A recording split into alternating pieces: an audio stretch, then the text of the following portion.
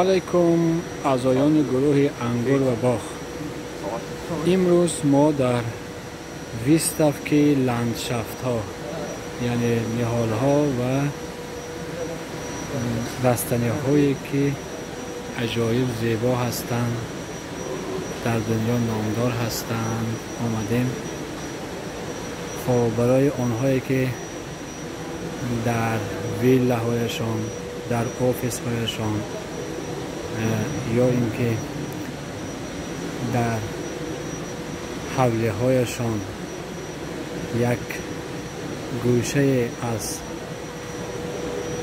زیبایی را جای دادنی هستند، برای آنها ما امروز این گونه لندشافت ها را پیشنهاد میکنیم. یا به قول اکای اسکندر، برای چشمانتان را آب دادن، برای راحت کردنتان، برای شما این گونه رستنی های زیباترین پیشکش می‌گردد.